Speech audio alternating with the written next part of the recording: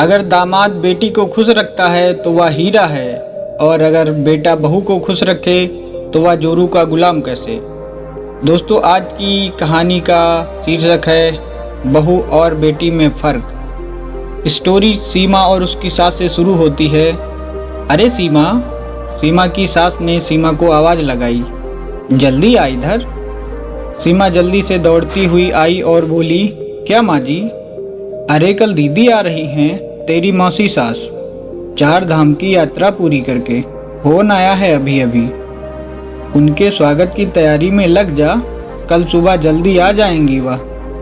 दीदी को मेथी के पराठे बहुत पसंद हैं, मेथी साफ करके रख देना। और वह कमरा भी जिसमें दीदी रुकेंगी उसकी सफाई भी कर दे। सीमा मन ही मन सोचने लगी, शाम के 6 बज रहे हैं, रात के खाने की तैयारी भी करनी है, कमरा भी साफ करना है, और मेथी साफ करने का फरमान सासू माँ का वह भी पूरा करना है, और सुबह जल्दी भी उठना है। काश कोई उसकी कुछ तो मदद कर दे, पर मदद मांगे किससे? माँ और बेटा मैच देखने बैठ गए। मैच देखते हुए मेथी भी साफ कर सकते हैं, पर नहीं, खुद तो चिल्लाकर बोलेंगे नहीं कि कोई काम है तो हमें बता दो। मैं बोलूँगी तो 2 बात और सुनने को मिलेगी, इससे अच्छा मैं खुद ही कर लेती हूँ। यह सोचकर सीमा खुद ही सारा काम करने लगी। वैसे भी आज तक उसके पति अमित ने जब भी उसकी किसी काम में मदद करनी चाहिए, माँ जी ने जोरू का गुलाम बोलकर उसका मजाक बनाया। इससे अमित को गुस्सा होकर सीमा के घर के कामों में मदद करना बिल्कुल ही बंद कर दिया। सीमा ने भी फिर कहना बंद कर दिया। उसको शांति से जीना था अमित के साथ। काम करते करते रात हो गई। सीमा थककर सो गई। सुबह मेन डोर की घंटी से नींद उड़ी। मौसी जी आ गई थी। सीमा की सास अपनी बहन को देखकर बहुत खुश हुई।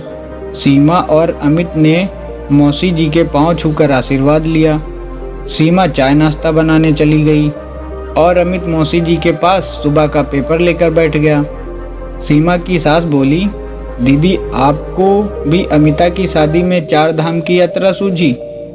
अपनी इकलौती भांजी की शादी में आप नहीं आ सकी, नाराज है अमिता आपसे, और मैं भी। मेरी एक ही बेटी और मेरी बहन ही शादी में न आ सकी।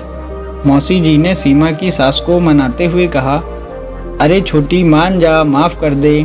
क्या करती, कब से 4 धाम की यात्रा का सोच रही थी। सब लोगों का साथ बैठ गया तो जाना हो गया, नहीं तो वापस हमेशा की तरह मेरा यह 4 धाम की यात्रा का सपना अधूरा रह जाता। अच्छा चल छोड़, यह बता मेरी भांजी कैसी है और दामाद जी?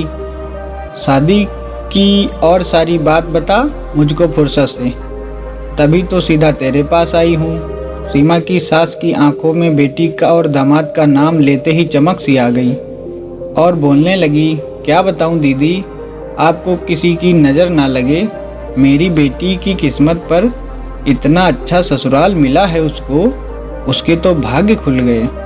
बस आपकी दुआओं का असर है। आप हमेशा बोलती थी उसको कि अमिता बेटा तू तो राज करे, ऐसा ससुराल मिले, और देखो दीदी, सच में वह तो राज कर रही है, राज।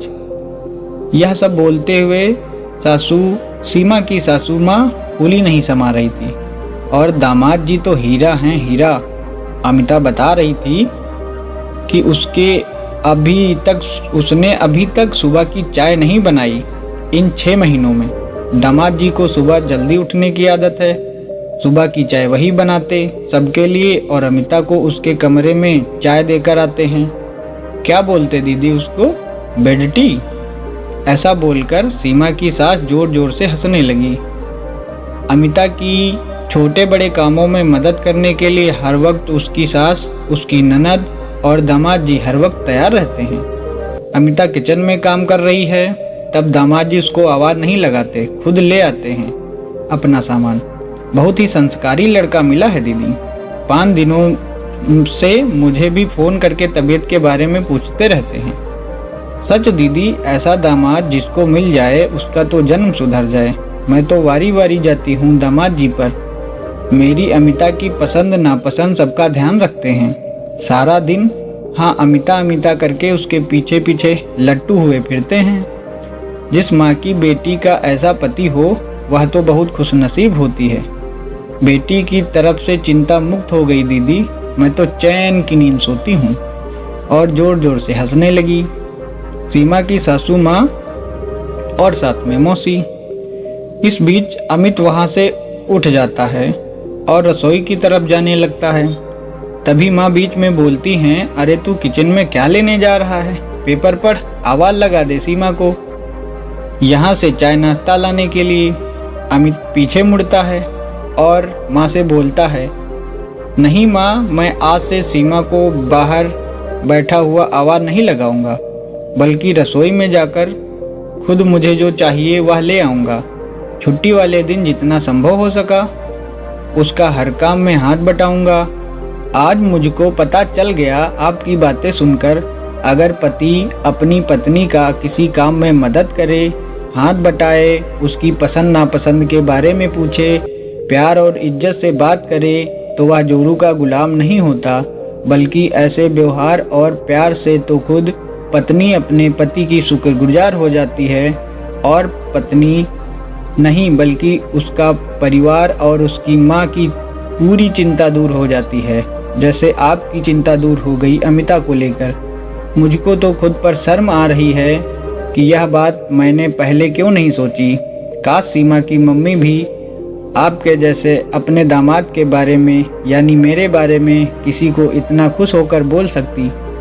पर चलो कोई बात नहीं, अब जब जागो तब सवेरा।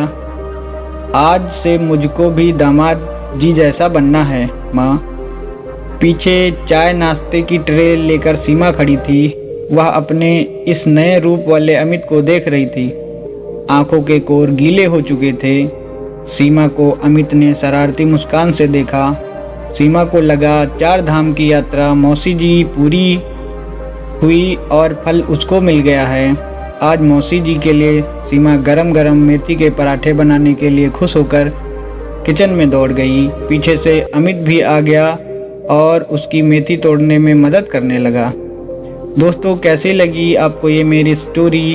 अगर दामाद और बेटी को खुश रखता है तो वह हीरा है, और अगर बेटा बहू को खुश रखे तो वह जोरू का गुलाम हो जाता है। इस मानसिकता को बदलने के लिए घर के बेटे को ही पहल करनी पड़ेगी। धन्यवाद। कैसी लगी स्टोरी? अपने सुझाव कमेंट बॉक्स के माध्यम से हमें ज़रूर दें।